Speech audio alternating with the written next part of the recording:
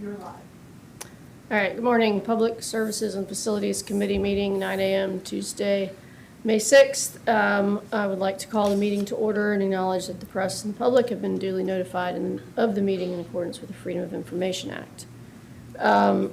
We don't have any citizens' comments, but I would like to ask that we suspend the rules of order to allow some conversation with some residents regarding the Wild Dunes Golf Course and flood mitigation. I'll second that. All in favor? Aye. Aye. With 100% of the two of us, I guess that passes. Okay, so I guess, yeah, if y'all want to come up, come on up. Come on up and, Sit here. yeah, Come, speak here. you want to pull up So- a chair and, Can you hear me? That's okay. Do you all want to go, Name and address. you want to go at the same time? or Or you you can want just Brenda sit to go around. and then you go? Yeah, sure. Brenda Yeah, goes. name- We can and just address and- Chat. I mean, this doesn't have. you Brenda don't have to be- Rosenthal, 3013 Waterway Boulevard, on the 8th and 9th hole of the Harbor Course. Can everybody hear me? Yes. And Okay. so, just to get started, we were notified a couple months ago that the Wild Dunes was having issues with liability and that they weren't going to go forward with the flood mitigation that we've been discussing now for, how long, over a year? Unless they got all of the, I think, the affected or the residents that live directly on the golf course to sign off on liability. Douglas, how many are there approximately that we're seeking? 19 of them. 19 we're seeking 19 releases. Yeah.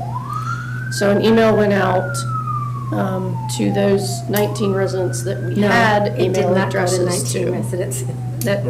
Those that we had email addresses for, and now, was anything sent in the mail? Yes. Yeah, US mail Friday. Okay. So this past Friday, email and a letter, so the letters have probably not arrived. And those gave the residents 10 days to respond and get an affidavit signed, signing a hold harmless agreement, a release and hold harmless agreement. Understandably, that has caused some angst among the residents. And I apologize because I feel like we should have done this in a different order. I guess there is now a meeting scheduled for Friday, but instead of sending the email and letters telling you that you have 10 days, we probably should have had a meeting first. Usually, things go better that way. So, sorry about that. I have to believe we'll be extending the 10 days because since we're now going to have a meeting 7 days after the start of the 10-day clock, I don't think we're going to get a whole lot done in that 10 days. Not to mention that not everybody has a notary sitting around ready to sign for them.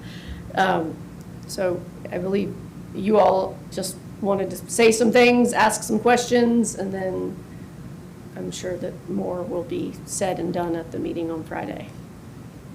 Yeah, I'd like to say a few things. Sure, go ahead. So first of all, I'll say Doug has been very responsive to me. He calls, he responds, he receives calls. But the confusion has continued to exist for me. I think my first communication with Doug was last summer on this. I have email chains from last summer. I was told by Jan Anderson that they were going to raise the path in front of my house 7 feet. I said, how am I going to get in? Helicopter in? I called Doug. He said, no, it's to the sea level. They're not raising it 7. And I thought, well, there's a confusion there. She's on council and she should know, but she doesn't know. So I tried to start investigating. Doug was kind enough to put me in touch with the man that manages the golf course. He came out right away and he said, Brenda, we have not maintained the drainage on our golf course in 28 years. We are going to be redoing the golf course. Don't do anything to your property. I think this will solve all the problems, what we're going to be doing. I said, great. Then I heard from Jan a few weeks ago, was I okay with the changes in the waterway plan, in the flood plan? I said, I don't know about the changes. So called Doug, took the call. And what I understood from Doug, now again, I'm not an engineer, that's why I'm here, I'm very confused. What I understood from Doug was they were going to raise the golf cart path that would create a barrier that would protect our properties. But all of a sudden, so I don't know why if we were doing this in Wild Dunes, why we didn't have this in writing with Wild Dunes. They're 2 months into their renovation, but all of a sudden they changed their mind. They're almost finished behind my house, so what have they changed their mind on? And if we don't sign, and there's 20 people, but the 20 people haven't been notified, because I hadn't been, if the 20 people don't sign, then they're going to Plan B, which is going to raise in front of my house, which Doug said, and I highly disagree with Doug on this, so I want engineering to confirm this. Doug said, it's not going to hurt you, but it's going to not protect you. And I said, it's going to put me into a ditch. If it's coming over and it can't dissipate, I understand you're protecting the rest of the island, but you're keeping the water here because you've bermed in front of my house. That would be maybe illegal, definitely unethical to do that to homeowners here, knowingly doing that. So I'm just very confused on what you're planning. It went from a waterway path just replenishing because it was broken for walkers to now a flood mitigation plan. And I haven't seen a whole island flood mitigation plan, how that ties in. So I'm very confused, very upset, very concerned. I offered to Doug last week. He said, we don't have the contact information for half of these people. He sent me the list, but there's no addresses. I said, if you would put together a bullet point, the city, I would hand deliver and talk to everybody on. I don't know the people, and I don't know what to tell them because I'm totally confused and scared. So, end of story. Yeah, I'm John Hoffman, 3015 Waterway Boulevard. Doug, I'll echo that. Doug's been very responsive, and I understand. I've got an engineering background, so I understand a little bit more, I think, than Brenda Yes. does. But ideally, I would like, obviously, the golf cart path, and that, and I'll just call it that. I know it's not all golf cart path, but that would be better for us, obviously, as homeowners. And I agree with Brenda, raising the bicycle path will cause issues for at least my house because I drain out to the road. So that's going to be a problem. So when you refer to the golf cart path, that's behind your house and the bike path in front of your house, just for Yeah. clarity. Yeah, the bike path in front, if you raise that, I drain out that way from my house. So that's going to stop the water there unless there's some plan to get that water across underneath the road or something to the ditch, Otherwise, it's just going to back up there. So for my own, if it's not the golf cart plan, I would suggest we look at a different way to do this and contact all the owners, and maybe we just take the back part of everybody's house on the property and raise it up. Just put a foot or two there. Instead, that way that would protect us. You'd have to get agreement from everybody to do that, but that would be a much better resolution for us as homeowners, because the bicycle path plan, unless the water somehow gets out there, it's going to be an issue for us because we're going to flood. We're going to be in a ditch basically, because it's going to come over. It's going to come right behind my neighbor's house, Mark. He's a cardiologist. And Doug showed me this, there's a wetlands there, basically. So it's going to come up there and then just come right into our yards when it gets king's ties, Right now, at about 8.5, and I'm using not your measurements, but what I see on, the forecast and all that. When it gets to that point, it actually comes back through the pipes that Wild Dunes has there and I've got video of it bubbling up during a high tide. So but Doug said they're gonna put check valves in that, so that could solve that problem. But it's gonna come right down that creek, wetlands, and just come right into our yards. And if you do the bicycle path, it's got nowhere to go. Well, okay, I'm going to say one more thing, if that's okay. Yeah, John sure. just made a good point. Why, there's the golf path, and then there's our land. Why can't the city do a berm on our land instead of doing the golf cart path? And then Wild Dunes doesn't have anything to do with it, if we would agree to that. And I think if you understand what's going on with, we would flood, I think I would certainly agree to that. Of course. Well, I mean, so, we're going back in time and looking at how this all happened, it sounded like it was this great solution because Right. Wild Dunes was offering, we weren't going to have to do that. We weren't Right. going to have to disturb y'all's property. We weren't going to have to get permission from all of the owners. Right. It was great. And for a long time, they led us down the path of thinking that they were going to do all of this. But they're halfway through their work, so And what are then they changing? they all of a sudden decided that they didn't feel comfortable with the liability side of But things. they're halfway through, they've raised behind us already. What are they changing? Are they going to take it out now if I don't sign? Are they going to relower it? I mean, I don't I mean, understand what Wild Dunes is In doing. reading this release and hold harmless, it looks like they're trying to differentiate between the flood mitigation and the actual work that they're doing. But your point is No, because they're almost finished understandable with in behind our that house. they're doing a lot of work back there. Well, they're almost finished Right. behind our house. So, So what are they going to change if I don't sign? So the work that they're doing now will not stop tidal inundation from coming into your backyard. Correct. Rain. It'll stop the tides from getting into their fairways, but it's Right. not creating a barrier between the intercoastal waterway and your backyard. So this project. Because it'll come through the marsh and around. It's gonna come around, that's correct. It'll Okay. come around all the work that they're doing and still get into your I see, so backyard. they're not coming over. Okay. The work they're doing will be, it's, and Katie described it earlier, it's a mixture of, it's a berm in its simplest form. Parts of the berm will have the cart path on it, parts of it will not. But it is essentially a berm on their property. Down by the marsh. No, just on the outside of your fence, so just outside of your property, but a continuous berm there. I think from an organizational standpoint, it would be much simpler if we were dealing with one owner, the Wild Dunes. If Wild Dunes was agreeable to allowing it to be in the golf course, I think that would be much simpler than getting 19 people to Mhm. agree to doing a berm on their private property. And in fact, we've already been having conversations because parts of the project do not abut Wild Dunes Golf Course, so we do have to do what you're describing, a berm on private property.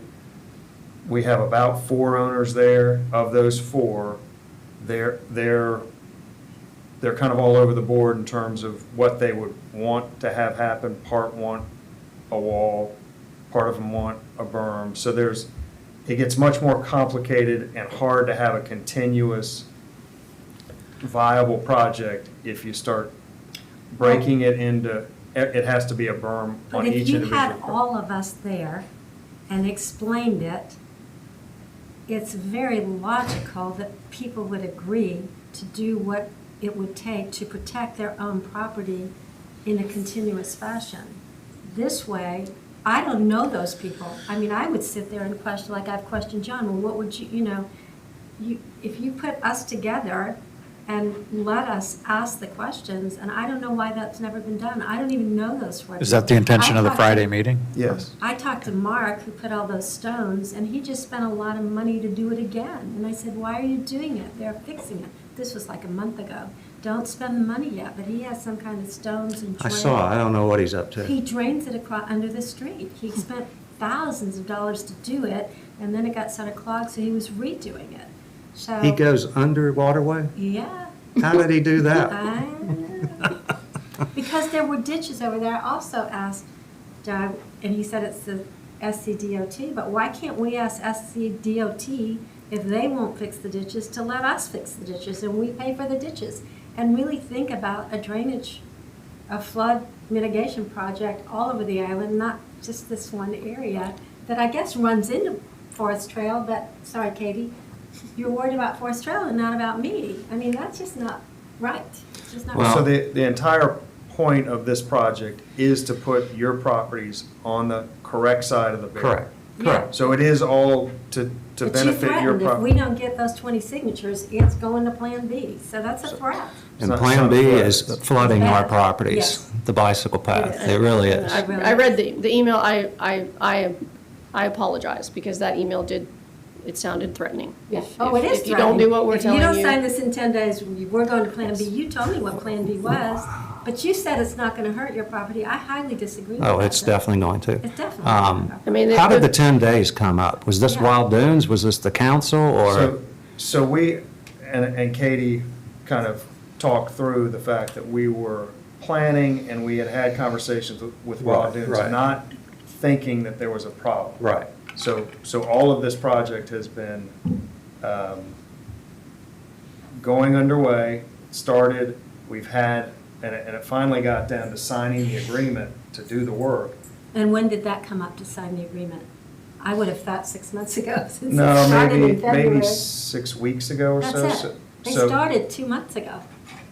So it was right about when they started. I mean, we started, we got council to approve the cost, it then went to them to sign the agreement. And, Wow. and it was at that point that they said, our ownership has these liability concerns.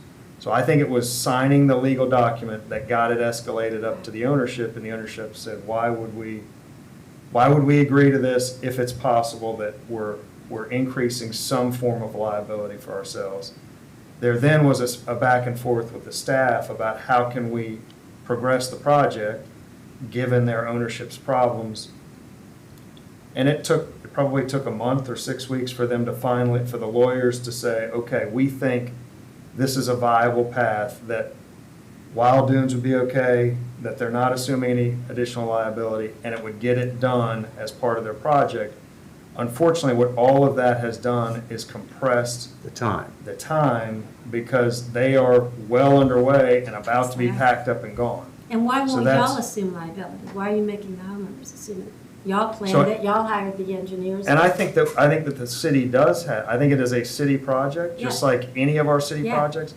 And we are liable. We are So why we are, won't Wild Dunes accept that signature? that we have told them that in our feelings, if there's something wrong with the path, if there's something wrong with the project, that liability would fall to us. So y'all are signing a liability release That to they Wild will, Dunes. they will not accept. from the that- city.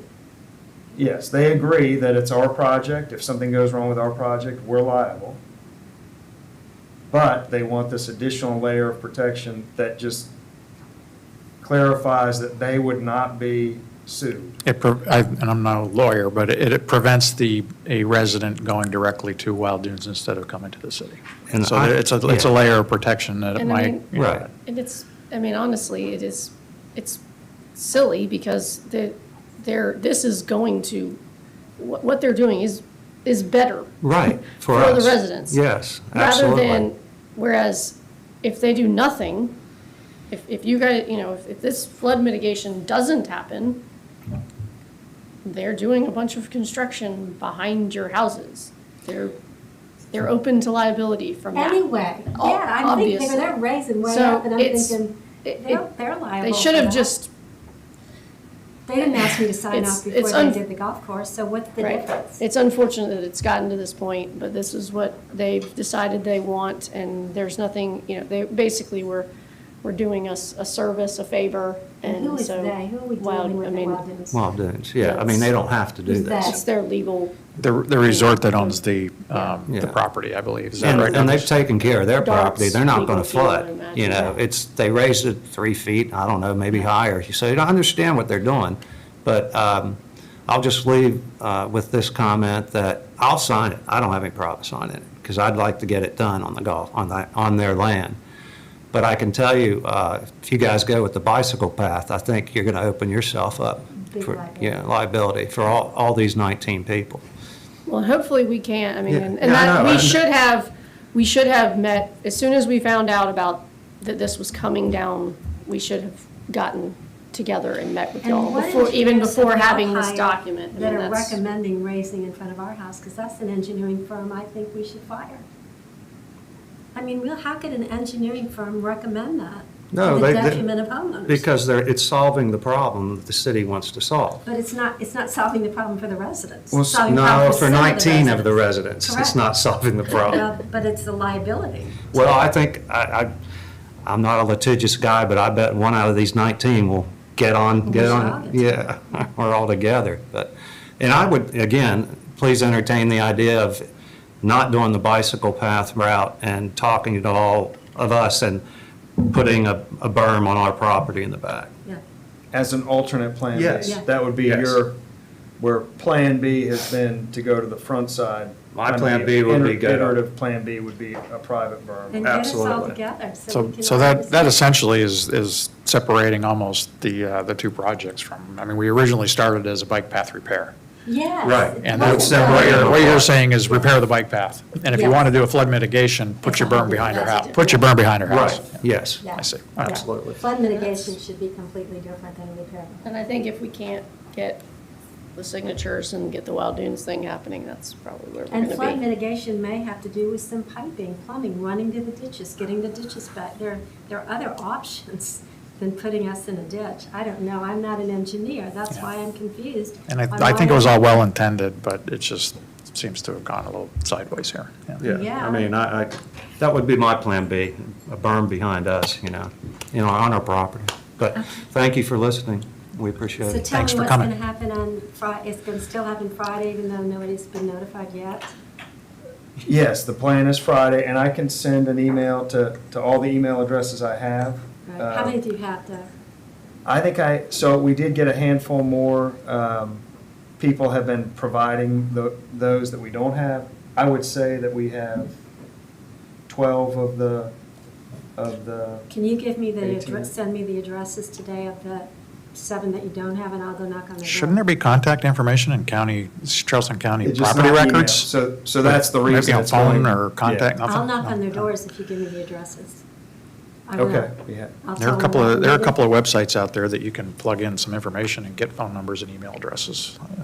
You can't go through, is it SUNY or Sunny? You can't tell Sunny. That's not anybody gonna, on this. yeah, that's probably not gonna do it, but, No. is that meeting going to be broadcast, taped, televised? whatever? Yes. Okay, it's yeah, gonna be a it- public meeting? Yes. Okay. Yeah, And he'll be here? yes, And engineers will be here? yes, Not Wild Dunes, though? Not a Wild Dunes representative? correct. Okay, well, I'm gonna call Wild Dunes then. Well, I'm out of town on Friday, but I hope it goes well. Okay. Thank you very Well, much. Thank you Okay, for thank you. listening. Thank you. Please keep us in mind. Thanks. Thank you, Doug. Thank you. All right, so next we have approval of the meeting minutes from March 4th. Motion to approve. Second? All in favor? Aye. Marina tenants, comments? Do we have marina tenants? Anybody? So,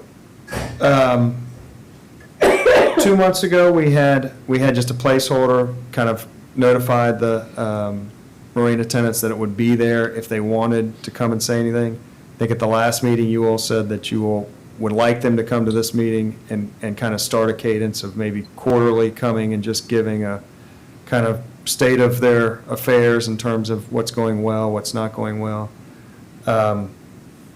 Islander tenants were not able to come today. Scott, this would be your opportunity to just tell the committee if there's anything on your mind or that's a concern or an issue that you all are dealing with. Not at the moment. Everything seems to be pretty okay. So- Anything on the horizon for the next quarter, that activity or any changes or anything down there that you want to just communicate to the, Uh, It would be better if you came to the table if you guys were going to keep Yeah. asking questions. good idea, Nicole. No, I mean, I really don't have a whole lot to say. Glad to be a part of joining these things and finding out more, and when there is something to say, knowing that we've got a place to do so. So currently, we're pretty okay. Truck along? Yeah, happy to see the project across the street wrapping up, and so that's a good thing. But other than that, I'm A-okay right now. Great. Any other questions? No. Anything I need to address? No, All right. I don't think so. Y'all good on employees for the summer? Are you, Yeah, we've started our first wave of people coming back over the last week and a half. So we're almost there.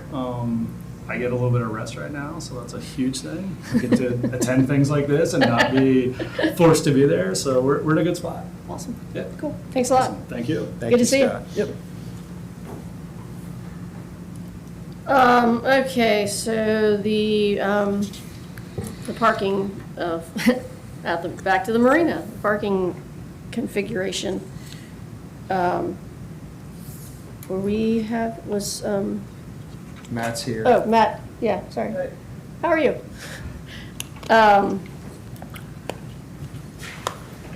Hey, Matt. How are y'all? Hey, welcome. So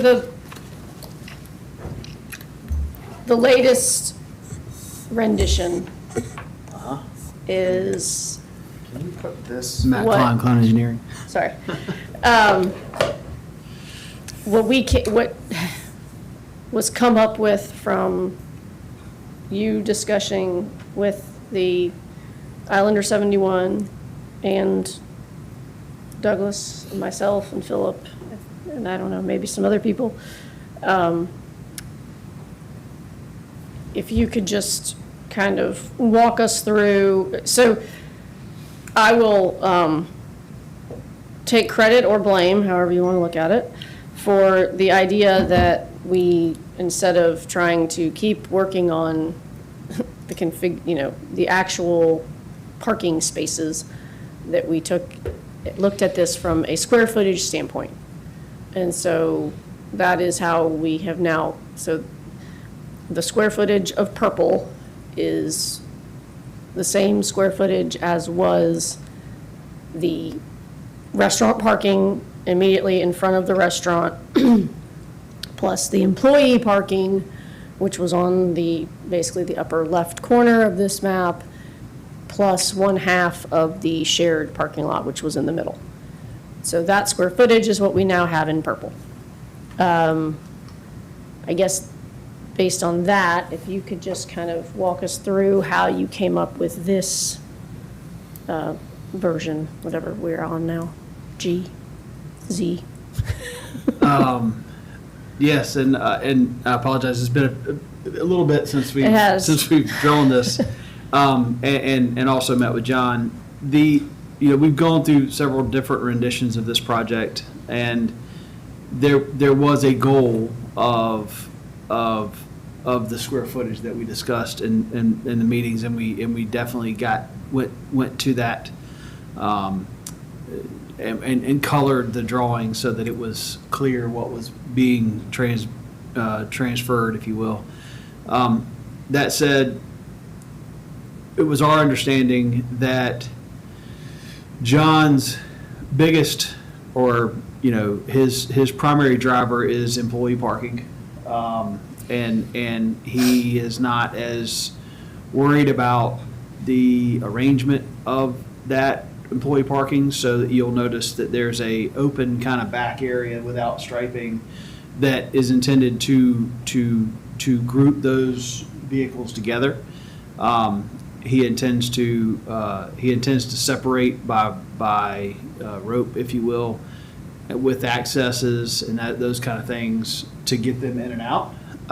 That's my understanding, and trying to get the patrons to park closest to the restaurant. One of the things that is was incorporated with this plan was that side gate on the ramp exit, if you will. That side gate, side entrance was installed there just due to the trailer parking kind of blocking that drive aisle and its efficiency coming out toward the main driveway. That gate is where that gives some circulation for food trucks to come in and around. So they can just kind of make a big loop. That's kind of what drives that ship.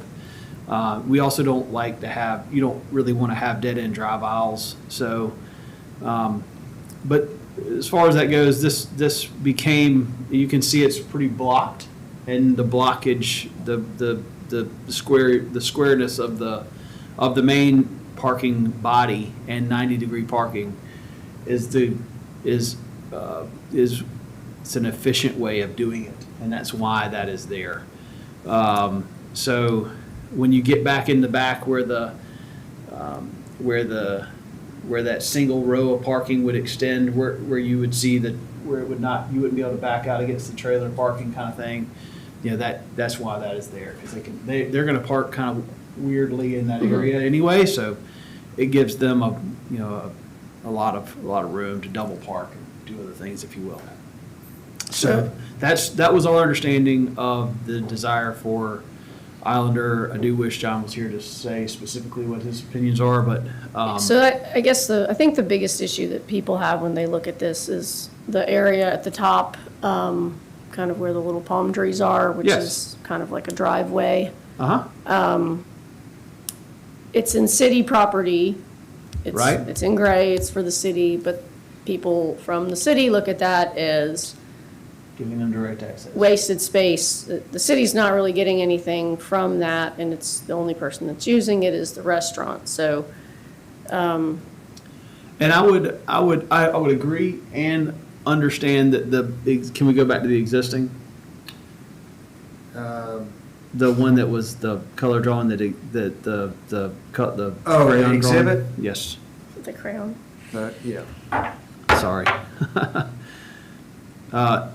Just to preface, there are a lot of white spaces in that plan that are dedicated for either shared or not shared. There were a lot of white accesses. Like driveways, in essence. Yes, in a sense. And so, because that serves that specific, if you were going to take a truck and park it sit a truck there to load in and out of that out of the city new pier, you would want to sit a truck right there to go access in and out temporarily. I mean, I'm not talking about what is drawn. I'm talking about what will end up happening. Whereas you'll have a truck come out there and they're going to use the jet skis or something that's being used in the town, off the town dock, or I don't know what the future uses are, but Kayaks. you see that you had, that was the 1627 white space that went in there and directly served the red. Okay, so that was in essence a driveway. In essence, and then you can see kind of, I know it seems kind of odd, but you see the back left corner where there's some parking, the old gravel lot kind of on the other side. So there used to be a power pole. Oh, right. Still be- Yeah. That kind of stuff. It was just kind of, there was some areas that were utilized by the yellow that were not necessarily yellow. And then there was some areas in green and red that were accessed by white. And so I didn't do an area calculation on that because it's really loose. Right. But it is, I can't speak to the nature of that access not being included it will be included in city land. But I do think it will be used for people that are accessing the dock as well in practice. So in context, this So schedule is probably quite helpful to be presenting in I guess, with the current one. So Sure. we got the before and we got the after. Sure. And I think a lot of people aren't really aware of the before so much, or it's been lost in memory. But, if we look at before and after, the after is definitely better. Yeah, you'll look at also, see the red? Yes. Goes to the top of the seawall. Yes. Right. And so now there's a 7-foot dock that pushes that red back, so they lose that in the purple. Yeah. But to be consistent, there was some area there to the left of their loading dock that was included in the red that's not in the purple. Yep. So you've taken a lot of that into consideration. There's a when doing lot the of, allocation. there's Yeah. just kind of a give and take, and we did the best that we could. And, you know, That's sort of a share, I think what you're saying is that gray, where it's the driveway, that is kind of still a shared, It kind of is a shared, that green space is the city park. Yeah. That is the green space park that they would be able So to I access. think the question that I'm hearing is, why could we not take that horizontal gray strip and that vertical purple strip on the very left side of the purple and swap those out Yeah, like for like? Oh, yeah. it- I think that's a negotiation between you and the marina. Would it, I mean, not if we marina, did but- that, would it function? From an engineering standpoint, would the property function the same for the restaurant in the city? If you Or were as, to, would it function as well for the restaurant? so if you were to, all right, so let's say, do you see that one gate there, what it says on the left side? So if Yep. you were to Oh, I can, swap out that right. for that. Yeah, let me explain. Do you have a, would you like me to drive here? No, I'll do it here. So, can you hear me okay? Let's see if we can get, let's see if we can get this. I'll do it on yours. It's no problem. Do it there? I'll do it right here. You mind if I sit? No, yeah, go ahead. So, this access right here, do you see how this access lines up with this drive aisle? Okay, yeah. So I believe that if you were to swap some of the area and retain this access across from an engineering perspective, you would still achieve his goals in some form or fashion. If you were to say take and leave him, let's say that this is 24 feet, okay, so 3 parking spaces. Let's say you were to, and part of this goal was to not like have 1 parking space is his, 1 parking space is the city, 1 parking Right. space. So To make it more square. some of this is about being square and nice and clean versus the color drawings that were not square, nice and clean. So this, if you were to take 3 spaces in this area and say, okay, we're gonna do those in purple, and then you took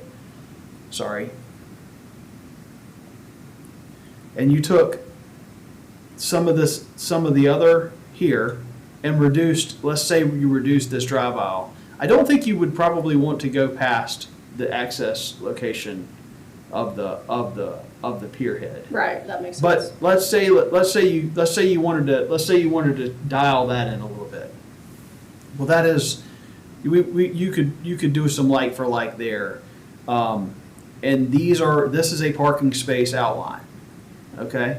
So like we could dial that in a little tighter. Why is there, what is the light purple versus the dark purple? Where The your, light where your purple cursor is?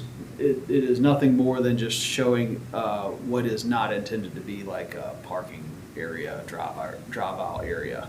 sort of dead space. Kind of a dead spot. It's just instead of having a big open swath, we're showing something. It helps delineate a little bit. It's I don't mean to not- throw a wrench in this. What, just hypothetically, I've always wondered, what if we were to be able to have the space where the trailer parking is for the boats Uh-huh.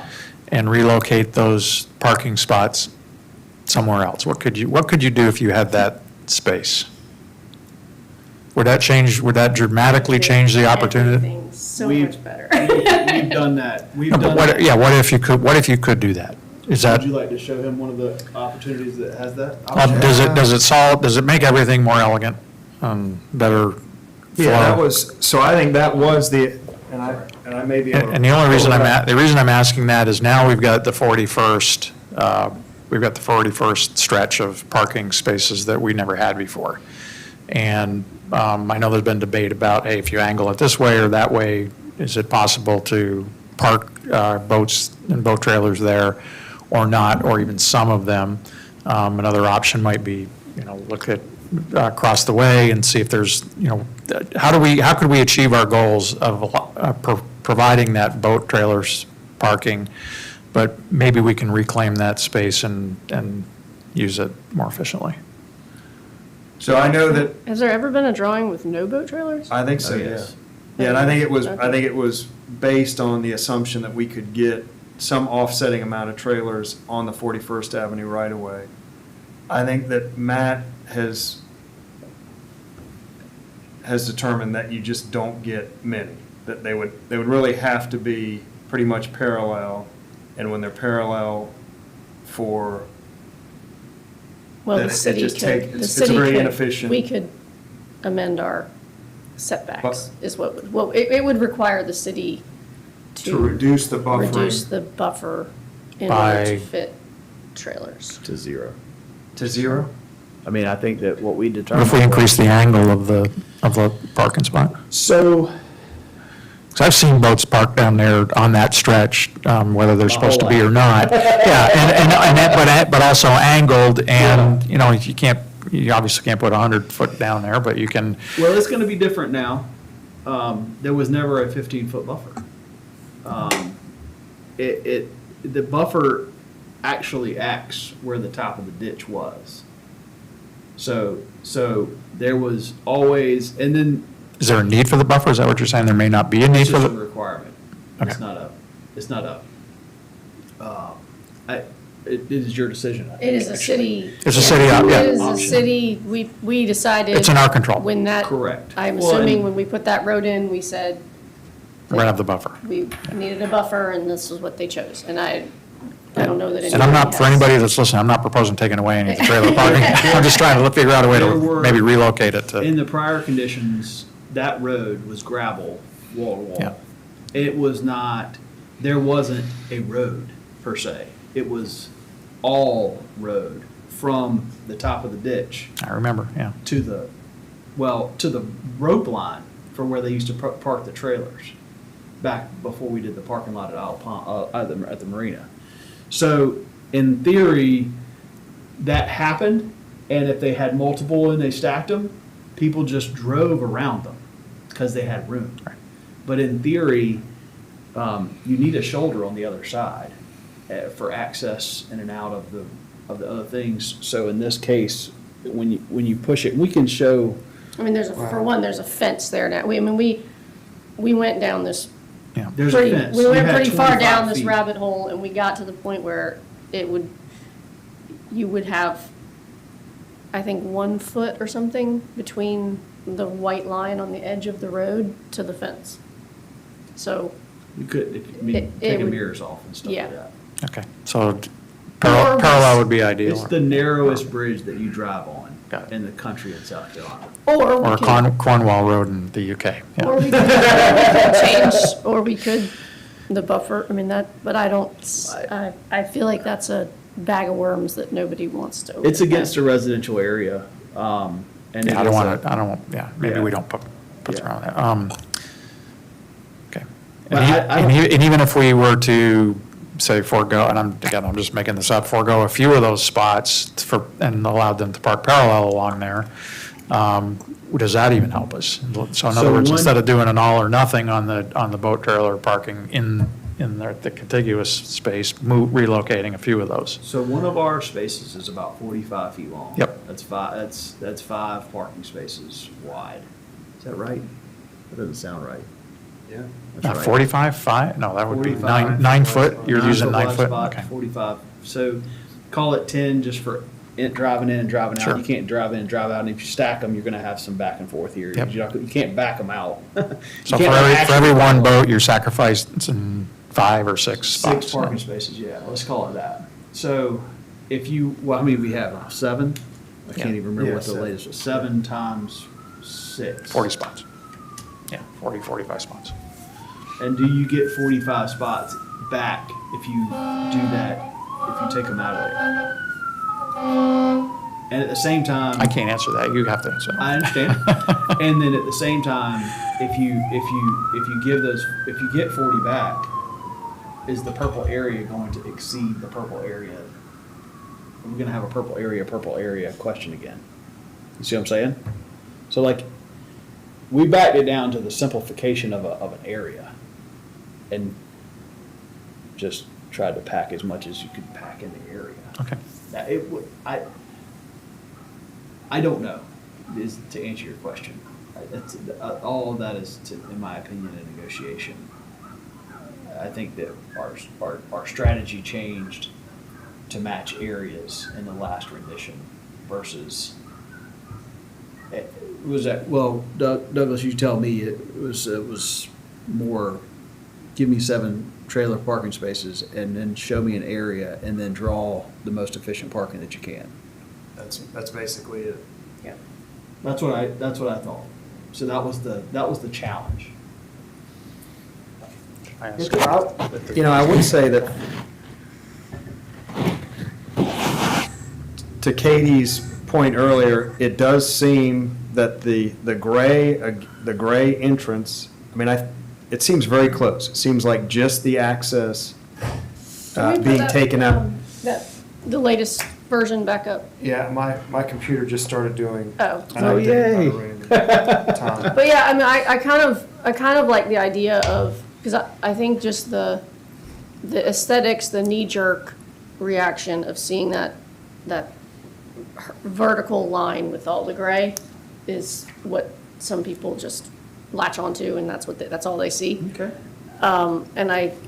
And so I think from my thought before, it was to get rid of that whole, how many feet is that? 50 feet or whatever, like the driveway, what I refer to as the driveway. But I kind of like your thought of, this is giving us access to our dock. Who knows what we'll want it for, why we would, kayak, whatever. Construction. Construction, things like that. So if that gray area, if the driveway was, roughly half the length it is now, Can I draw on this? I wonder if that would make it, I wonder if that would look, I mean, it would look better, it would be Fancy. more aesthetically pleasing. Can I share with you an idea? Yeah, please. I think that if that was the case, I think that he would, I'm just speculating here. We would And take you're it- looking at, you're drawing around to one of the light gray areas, which we kind of spoke of as dead areas to Dead Or begin light with. purple, yeah. Right, so I think. I'm sorry, if you- light purple, sorry. I think if you went down that road, I think if it went down that road, I think this would change dramatically because you would lose, let's say 27 feet here, let's just say that's here to here, Mhm. and that would go to here. This would become gray. This would become gray, because that would be a clean break. And then we would take these 2 areas And make them purple. and go to here. So this would be Purple. that would be the new purple. This would be the, is that my hatching? I do. Yeah. So hatches are gray and lines are purple, because it's a purple. So there you go. So that's And from a that's functionality standpoint for the restaurant, well, his gate would get to here, because his exit for his, he could do a gate here or something. I don't see a significant negative functionality. John may. Okay. I cannot speak for him. So the turn is in that, this here, there, the progress coming out here, is your saying? This is for employee exit. So he's gonna, I think the idea is that this is like piled in. Was there an issue was it also to accommodate deliveries of the large trucks as well? So the delivery access aisle is here. It doesn't actually function in that space. where do the deliveries leave? Where's the egress? This is where they receive trucks. So they go leave? right back Where do those out? trucks leave? They go out here. Okay, they do go out there. So they'll come out they would come out the new That's the exit. idea, yes. And then that whole space would be undisturbed, near the green space. It wouldn't be a throughway, yeah. You're moving the throughway from right to the dock. I'm not changing any traffic maneuverability at all with this change of the purple to the gray. Okay. Gray to purple. There would be no change in traffic pattern. I guess the issue is, right now, that's parking, That's his the alley. parking. that's restaurant parking, and that becomes a driveway, not parking. Is that? Yeah, that's correct? the loss for the Islander, correct? They lose the parking spaces that are currently purple that you've hashed out. They would lose these 4 or 5 parking spaces back here. And they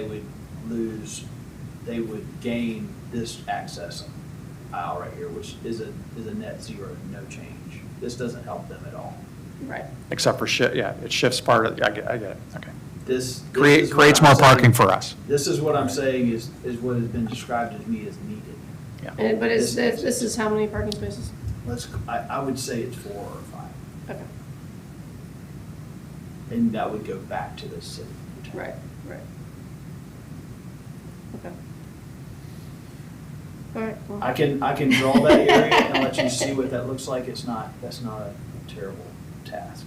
Would you all, do you want to hire Matt to do that? It's not a very terrible, outstanding task. Or do you want, I guess, do you What if- want to, What if we made this gray? We shifted this line over just a hair, left that Islander, Okay. and made that Islander, but made this city part a little bit bigger. I don't think, Because this has got the curve, so it's this, you're not gonna fit many cars in that curved space right I there. understand. I think that my thought with this is these are double parked and there's Mhm. one drive aisle that comes through here. And these are double parked. Oh, so that drive aisle needs to be where it is. That's strategic Okay. and efficiency. Gotcha. But it could be narrower, it could be shifted. And I also think that if that was the case, he could park the same here. Mm-hmm. See, it tapers slightly right there. It looks like it tapers slightly. Do you see that? Do you see how right here, this parking aisle, this line on the end of this parking does not line up with that line? I know it's hard to see. Yeah, I see what you're saying, But yeah. in theory, this actually would go like this.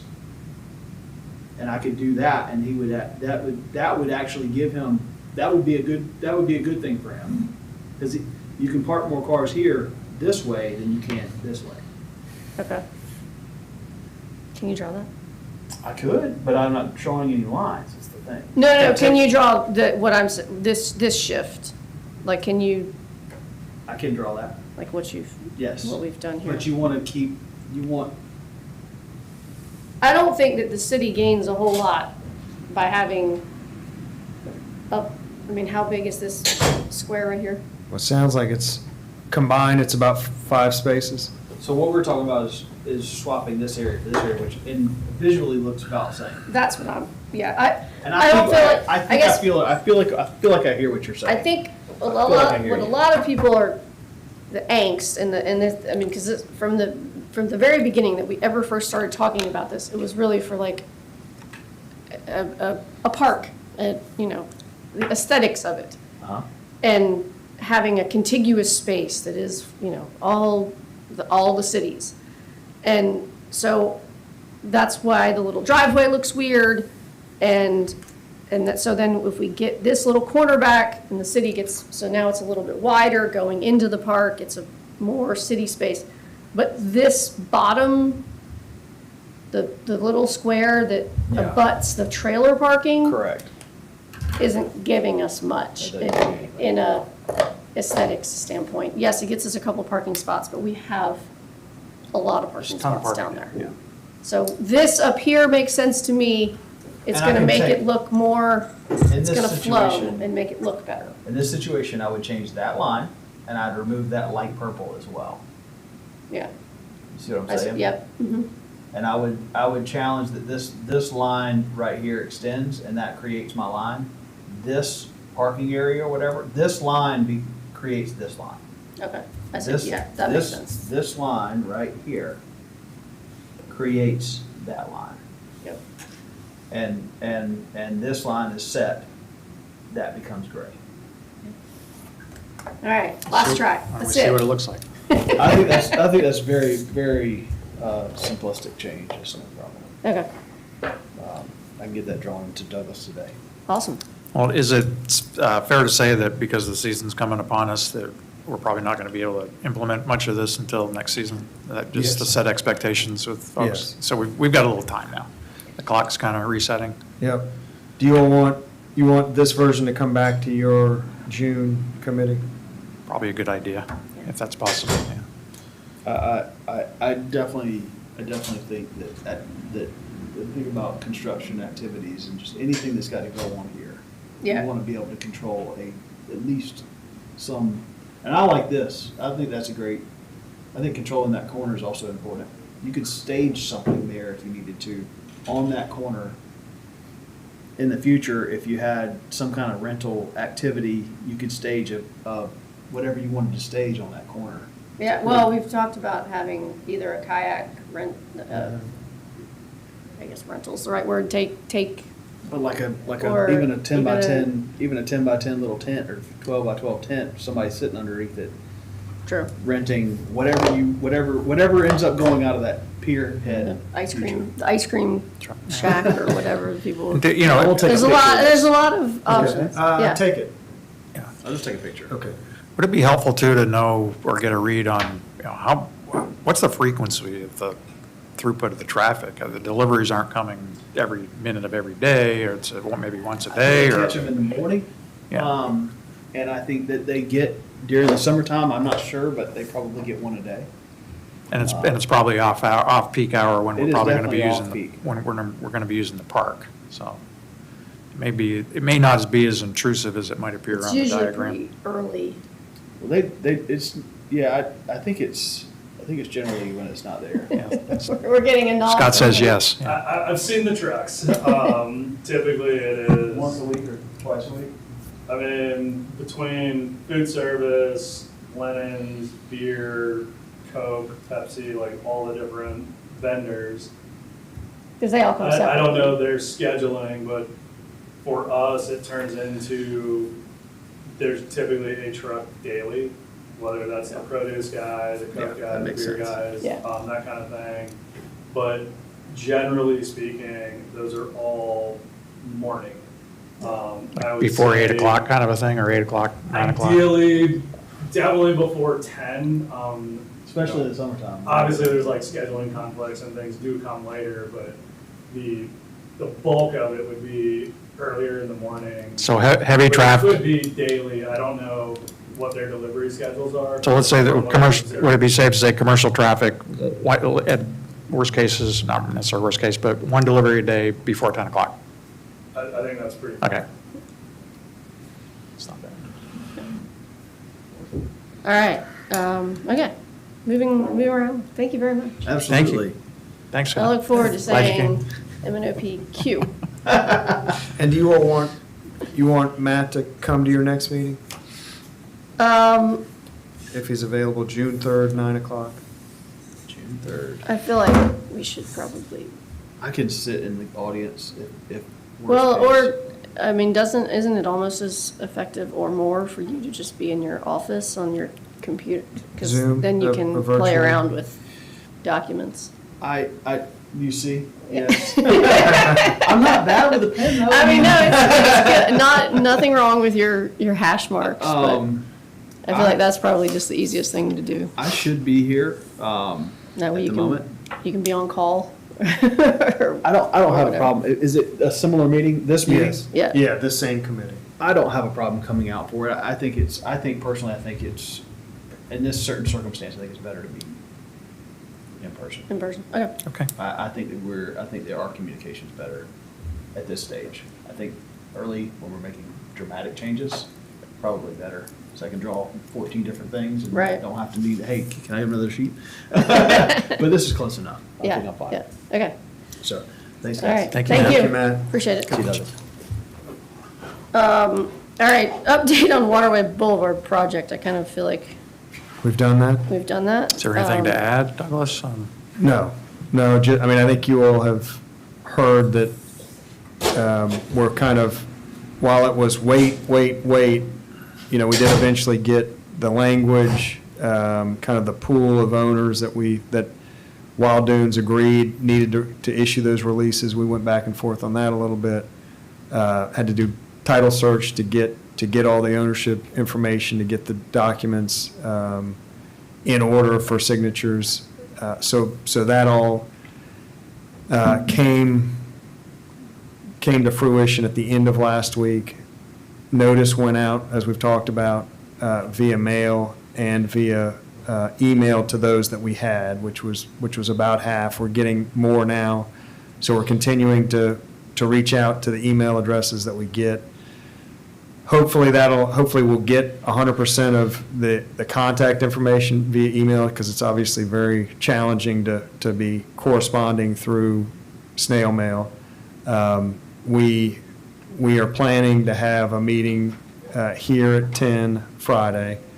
Can we offer maybe one of the things to help provide the notary or provide the witness? I mean, just maybe any way to streamline it Yeah. so that it makes it easy for them to get. Yes. Because I don't know if they're going to have an attorney review it, but make it as easy as possible for Yeah, if them. we Yeah. had a notary here that, Which if we do, people are yeah. okay with that. Yeah, and we've Yeah. made people aware that Okay. we're happy to help them execute the agreement.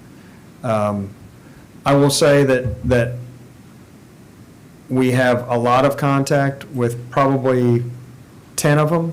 10 are kind of very engaged.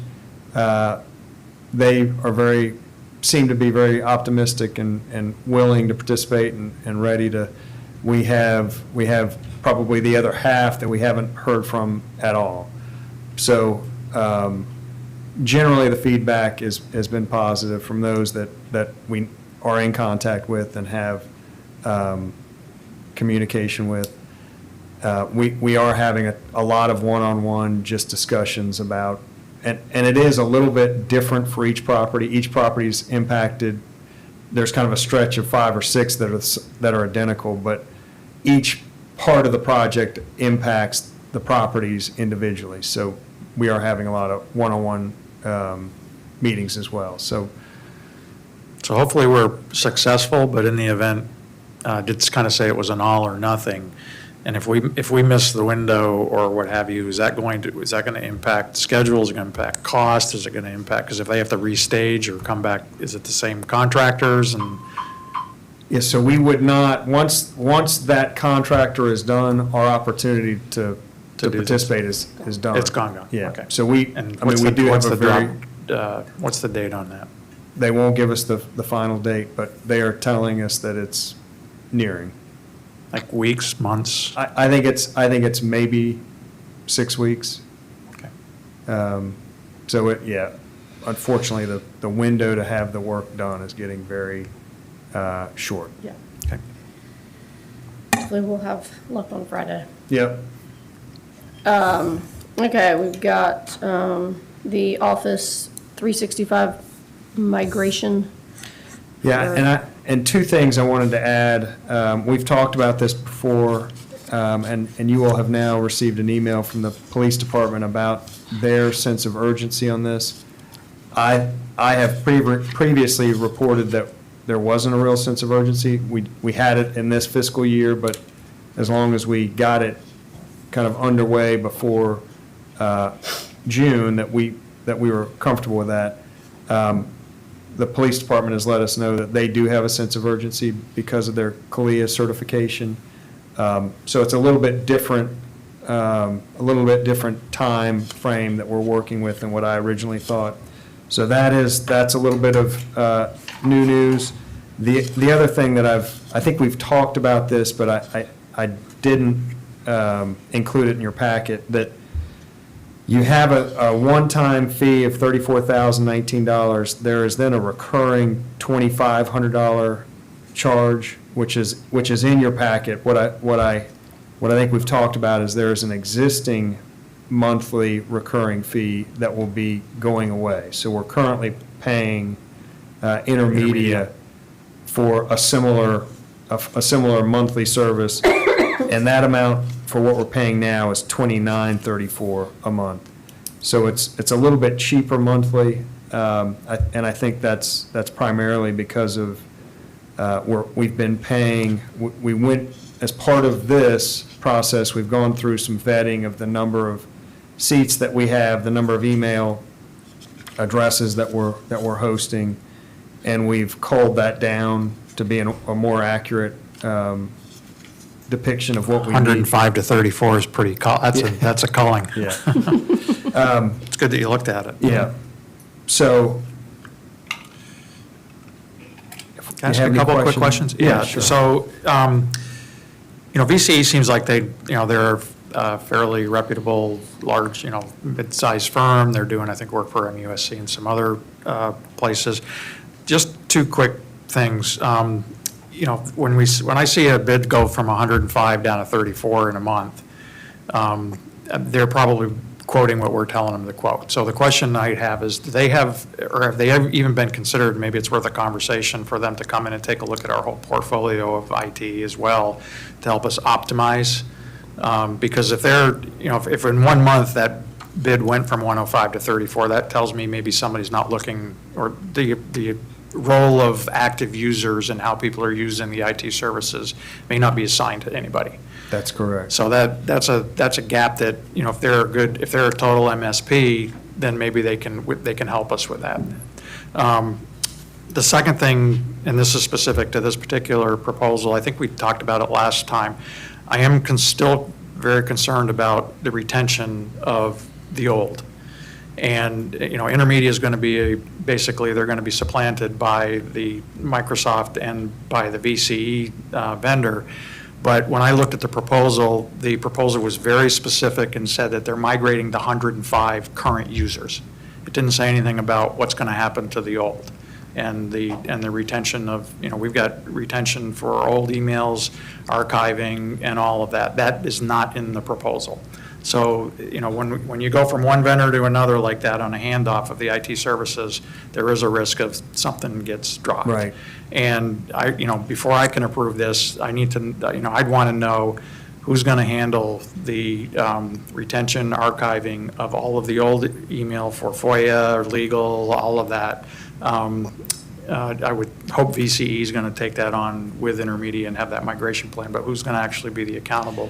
Yeah, so I would say that to that point, this process has kind of illuminated the fact that we thought that VC3 was doing it. VC3 felt like we were Did I doing say it. V3C? I mean, that's CC3. Yeah. Sorry. Dyslexic. Yeah. And we did have a gap of that. We were maintaining email addresses that were board members that had left boards 2 years ago.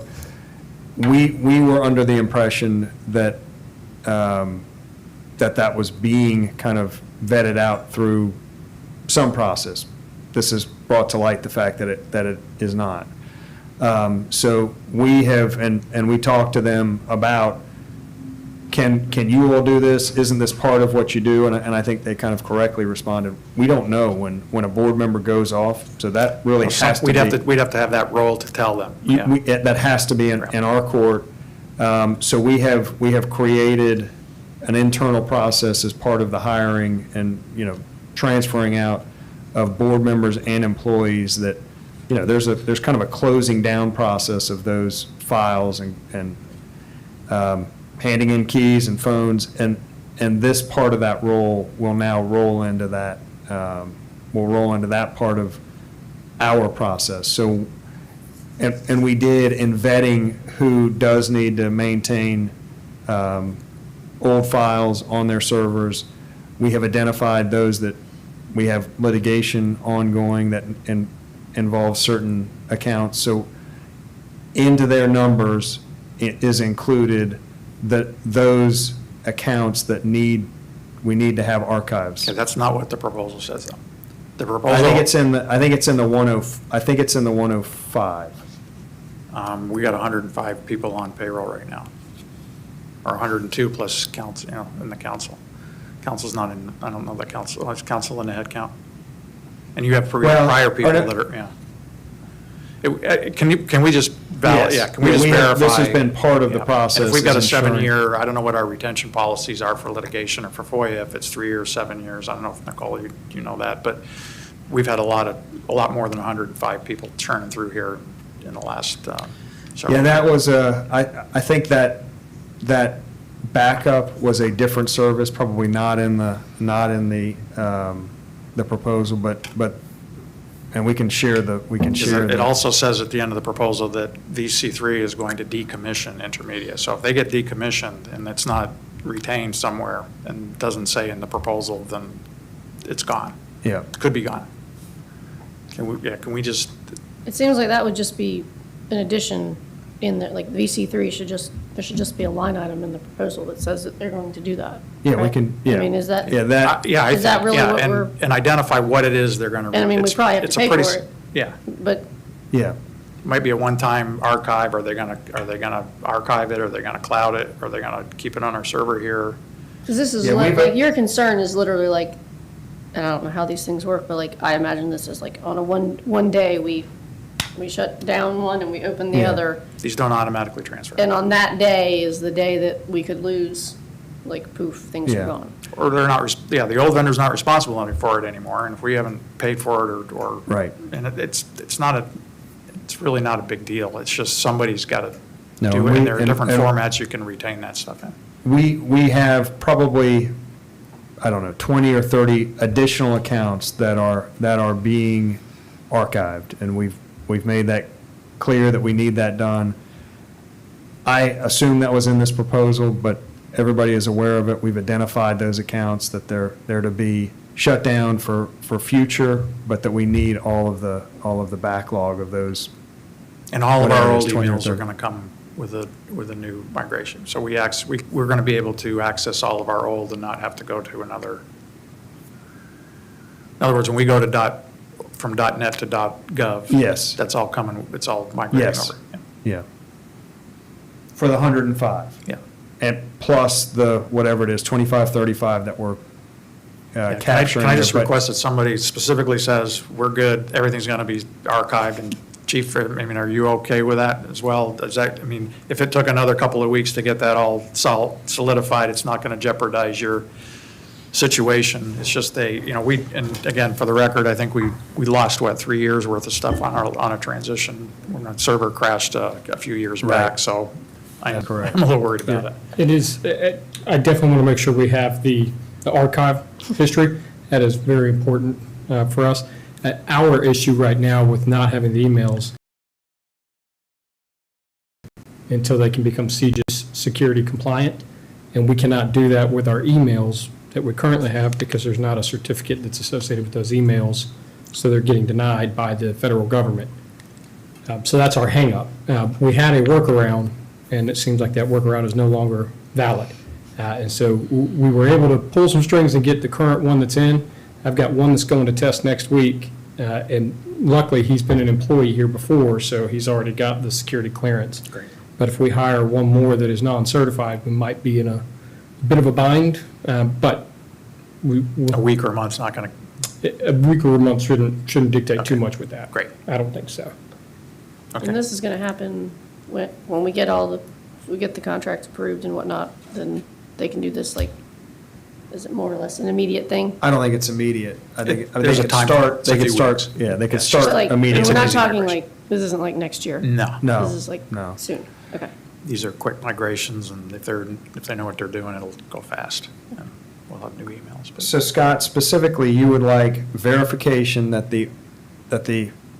all of the emails will migrate to the 105 existing users. You want and then verification that. somebody's going to, who owns the archiving, and where's it going to be, and how's it going to be handled, and do we have redundancy, and so that for FOIA requests, litigation, all that, we're solid, and just somebody put it in paper that they own it.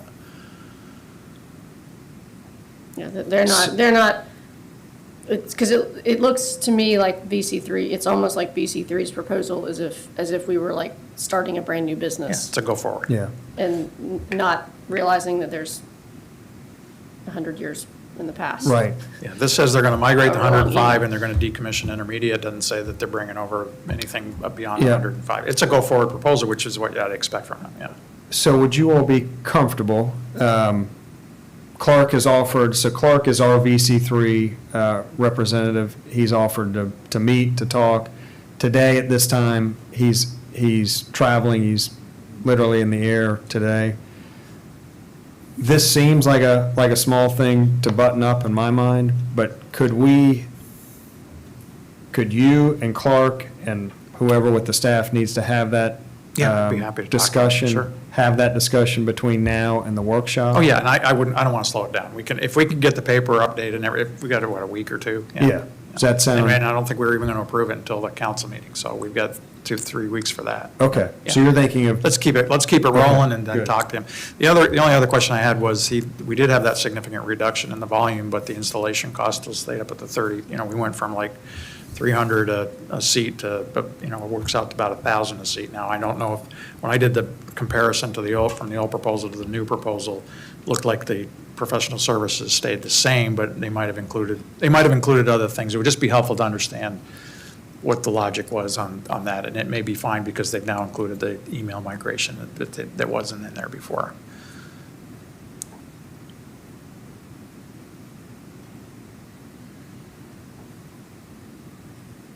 I think they're still having to probably touch all the laptops and everything somehow. yeah, I mean, I guess, Even though we, even though we're not migrating as many as we thought, It's just a question. It might be fine. Yeah. It's probably explainable. Just, Okay. it would be worth just asking. you could ask Clark that. I can ask Clark that question. All right, so you'll meet with No, good. Clark? Yep, I can talk to Okay. him. All right, we have update on beach projects. Thanks, Chief. That would be the breach inlet and the shoal management. yes, on that, let's start at the shoal management project up in the Wild Dunes area.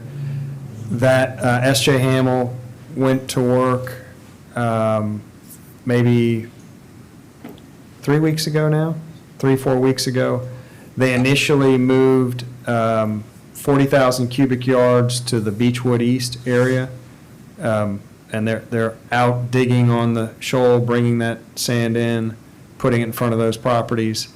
They moved about 40,000 cubic yards. They have now gone, and they've shifted to moving sand in front of the Ocean Club and Seascape condos.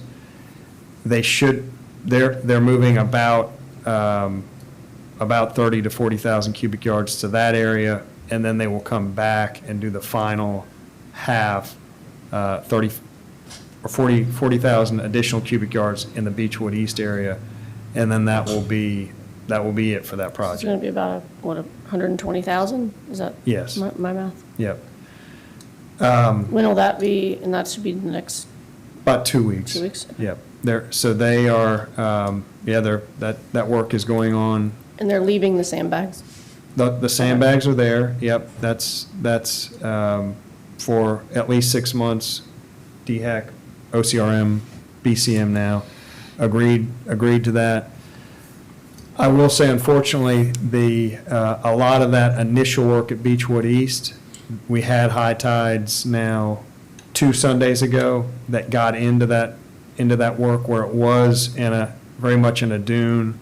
That water got into the dune, pulled some of that sand out, flattened it out. CSE has surveyed it, has looked at it.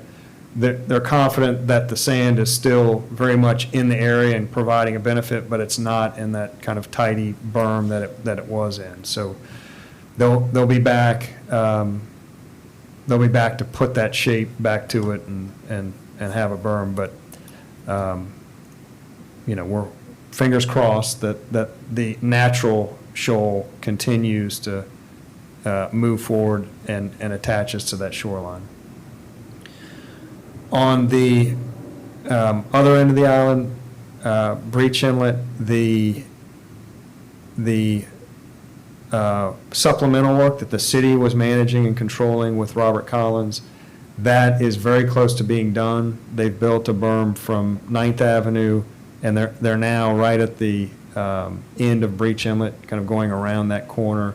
Should be done any day now, if not already done today. I think today or tomorrow was their scheduled completion date. So that work has gone well. We're happy for that.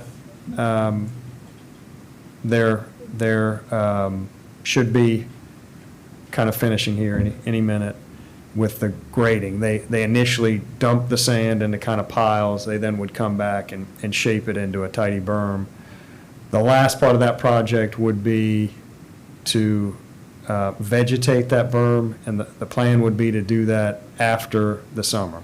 So allow it to cool off a little bit, allow the crowds to die down a bit, and then vegetate that berm after it's settled in a little bit. How did the most recent king tides impact that area? Yeah, they got into, the tides got into the work that had just been done in the 4th and 5th Avenue blocks.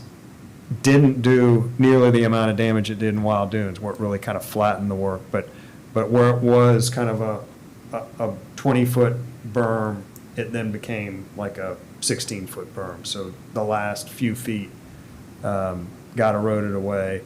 The other parts, it held up really well. Most parts, it didn't touch it at all. But part of their work has been going back to touch up those areas that got impacted by that tide. The Army Corps project is, they have been working literally around the clock. They did have a break in production. They had a boat struck their pipe in Hamlin Creek, so they had to fuse that back together. So they probably had 3-4 days down to make that repair. The Army Corps has indicated that they have traditionally been averaging about 4,000 cubic yards a day. They had a day or two where they got up to 6,000 cubic yards, so they feel like, they're getting their feet under them, and production is where they thought, I think it should have been the whole time, but they've been meeting kind of higher production rates here recently. We have had a handful of complaints. I would say that they were very, they were kind of nuanced things that they hoped that the contractor could do. We had some shells come out of the pipe that Otten has cleaned up. We've been talking about the direction of the lights. They're currently working with the work lights pointing back to the houses. The request has been made to point them the other way. There are environmental issues, so they're weighing what they can do to facilitate the request. I will say that the Army Corps has always been very responsive when we've had a request or an issue we'll make that request of them, and they've always been responsive as to whether or not they can or can't meet that request. They have also indicated, and we haven't had any initial meetings on this because they're very much in the conceptual phases of this work, but they have indicated a need, and you will recall that they did an initial dredging of the intercoastal waterway to make it just passable. They would like to work with the city to go back to that shoaling in of the intercoastal waterway and get permission to do an additional project to take more material out of the intercoastal and put it back onto our beaches. We think that could be, I think it's coming out to be about 200,000 additional cubic yards that would come to the beaches. They have also said that over time that they have a need to do that. Just about every 18 months to 2 years, they're looking at trying to tie that project of removing that shoaling in sand with the dredging of the harbor, which would put it on about an 18-month cadence. They think, and again, they're still working on the plans for this, but they're thinking that volume would be in the vicinity of around 200,000 cubic yards every 18 months. So if that were to come to pass, we have been clearly challenged with beach volumes on that end. This could be a path forward to giving us just ongoing protection on that end, which I think would be great for the community. Is there any concern about I've heard some of the residents are looking out, and I went down on a low tide. It seems, whether it's happening or not, but it looks like the sandbar between Isle of Palms and Sullivan's Island is almost connected. It looks like it's all connected, and the concern is that we're getting a lot of sand, but it's migrating very quickly over to Sullivan's Island, and not only that, the other concern is that breach is clogging up. And I don't know if Steve's looking at that, or anybody's looking at that, and whether it's, accurate or not accurate, but, a couple of friends that fish in that area, and they said it used to be 30 feet deep. It's not 30 feet deep Yeah. anymore. So, it's great that we're getting the sand, but is it going to hold? I've heard the same, that there's Okay. just there is a tremendous amount of sand shoaling up in the inlet, in the yeah. inlet. I think, as I understand it, it's constantly breaking through at different locations. It's a dynamic, break when it does happen. And I guess I would add we have engaged the second firm, Foth and Olson. That work is underway. They specifically will be looking at that kind of under a microscope. So, yeah, I think it's definitely a ton of sand in there, and I think we're going to have some opinions about that. I also was interested to hear from a resident in the area that is going to provide a third opinion. And I think it is a firm that was on the Beach Ad Hoc Committee's list and probably wasn't too far behind their first choice. So I think there's a lot of opinions. information, a lot of opinions will be coming to the city about that exact issue. A couple other quick things. The berms, you probably heard this too, the berms that are being put on the dunes now, and I think there's a concern about the impact of the king tides that are going to be coming as well. Looking at the berms here versus the berms that were on Sullivan's, it seemed like and I think part of the reasoning only I could come to is we had to spread out over 10 blocks, but their berms are much higher, much more, I guess, reconstruction than what we're getting. And at one point, the thought was that we were going to get the perception was from some that we were going to get the same kind of depth and height and rebuilding of the front beach dune system that Sullivan's is getting, and ours is great, but it's not quite there. Yeah, I mean, if I think they require a lot more sand, but, yeah. Yeah, I think they were in areas being much impacted much heavier than what we were, or what Stephen was expecting in this stretch of the beach. That is certainly something that if council wanted to, it's based on a cubic yard yeah. of movement. If council wanted to approve more to be moved, that could be a consideration.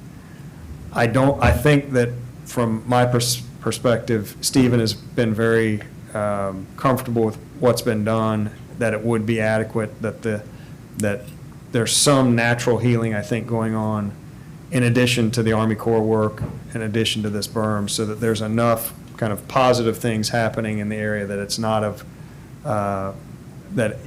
as concerning as it probably was on Sullivan's Island. But I don't think it would take much administratively to get Collins back to move more if we had the need.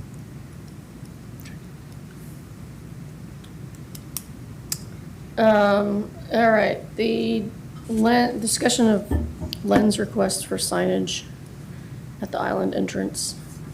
Yeah. I know we've kind of touched on this, I think, did we talk about this? I don't think Maybe so. not. No? Via email, I think you all have received it Okay, via I think email. it's just via email. So Lens would like to put signs at where the Isle of Palms sign is? Is that correct? Correct. And I would say that there are, I think there's at least 3 paths for the council to consider. One would be, if there was a concern of approving one and that kind of having the effect of approving multiples, the course of action would be to deny the request. So I think that's one course of action. Then when you get to, if the city is of a mind to allow these signs, and this sign specifically now to go in place, you would have two different decision points. One would be to allow it on the city's park land, and that kind of has its own course of action. the city owns that parcel. It's really then just a city decision whether or not to allow it. There's a provision in the code that exempts informational assigns approved by city council. So those could be approved on city property without any involvement of the DOT. The other kind of path would be also approving it as an informational sign, but doing it in the right-of-way. That would require an additional permit from whoever the applicant, and in this situation, it's obviously Lynn's, going through the DOT to try to get an encroachment permit. I don't know the likelihood of getting that. I think it's a high probability if it's authorized by city council as a city-approved informational sign, but we don't know that. So there would be kind of a second step, if you were of a mind to approve it, but to approve it in the right-of-way.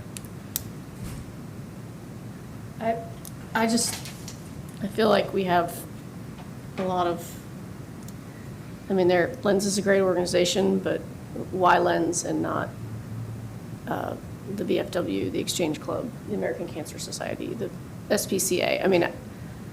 Where do you stop? I just. Yeah, I kind of look at it And as two. I also don't really know what is Lens really gaining from putting the sign there? It's just, to me, it's, it's being part of the city and whatnot, but I don't, when I do a cost-benefit analysis of it, I just don't really see the benefit on either side, honestly, compared to the costs. Yeah, it looks to me like we got at least a two-step process of, one, do we want to do this or not?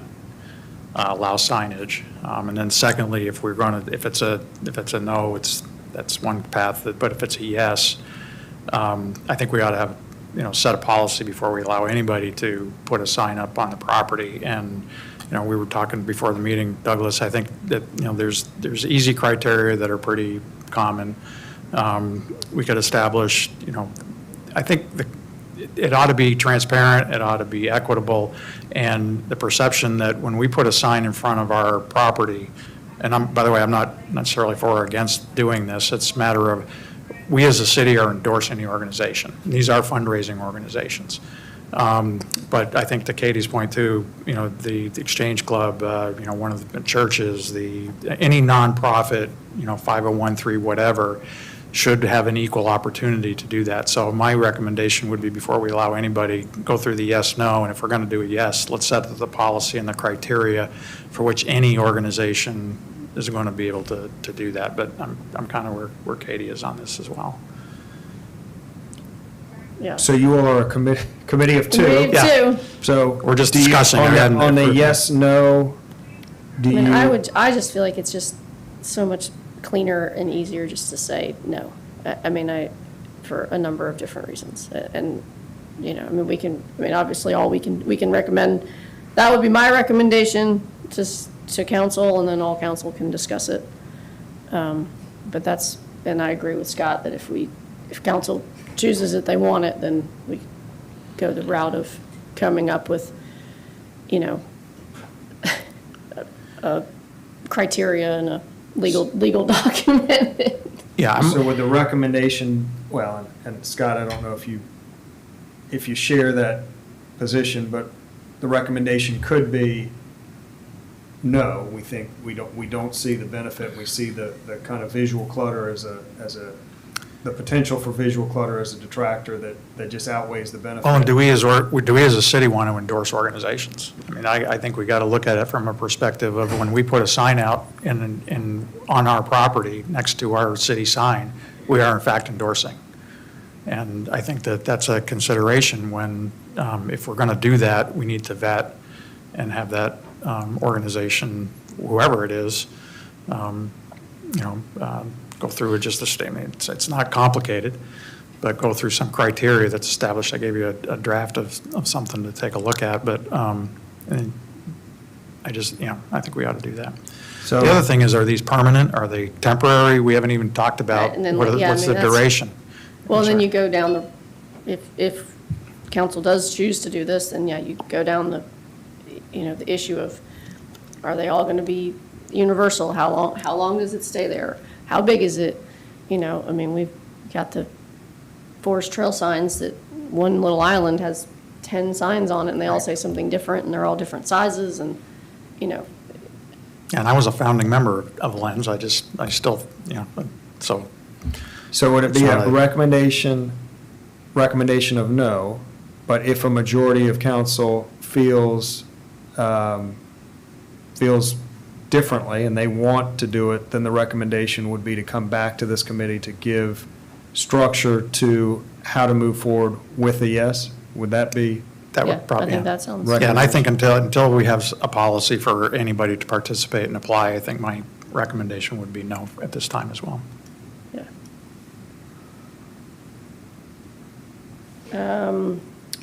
All right. The Beach Preservation Committee recommended prohibiting pools seaward of the maximum build line. And that is only on Ocean, right? That's The max correct. build line only exists on the houses on Ocean, and that is. Well, it also, we have a max build line for the rest of the island, for really every part of it. Ocean is the only area where pools are allowed seaward of the maximum building line. I say we just bring them back Into the into the fold. Fold with the rest, yeah. of the rest of This the is island. This is one that was a recommendation of the Beach Ad Hoc Committee. Council kind of saw all of those recommendations with a kind of prioritization of what can be done quick, easily, get underway immediately. This was one of those. Do we have anybody in queue with a set of plans? Not that I'm aware of. Okay. I can certainly ask that. Yeah, I mean, that would be the only, I think my only issue would be if somebody was literally, Underway. ready yeah. to build a pool tomorrow, that obviously. I And can you ask can that always question. get a variance, right? I mean, isn't, No. No. I mean, you can, so. I mean, will- I'm sorry, there's always the possibility of requesting. You can request a variance. We have to kind of tell people there is a process, but the criteria is so stringent that the likelihood of being granted a variance is very low. Okay. So. I guess you I'm know, just thinking if we did have one outlier that, Or somebody that lost their pool during the last 2 years? So there will be, and our existing kind of statutes cover the condition of somebody has a non-compliant structure. They're allowed to, if it's damaged up to 50%, they can always rebuild it. If it's damaged more than 50% and it's an act of nature, so erosion takes it away, you can rebuild it. But you have to start within 365 days. And then there's a third criteria, if it's willing, if you willingly remove it. You tear down a house, you redevelop, you tear up the pool, you then would have to bring it into compliance. So there are already statutes in place that cover kind of all of these various things that could happen with non-compliant pools.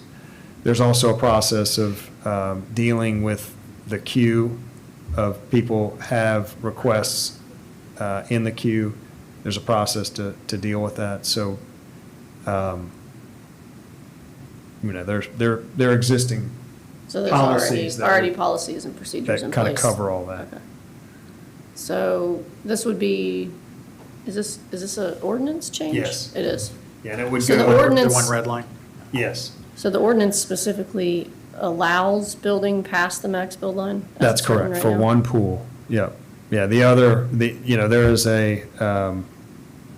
there's a list of what's allowed. Currently, it's for a dune walkover and a pool. Okay. In the other beach preservation zoning district overlays, the allowable structures are just dune walkovers. Okay. So this would make them more in line with what the other, Everything else. what the other districts already allow.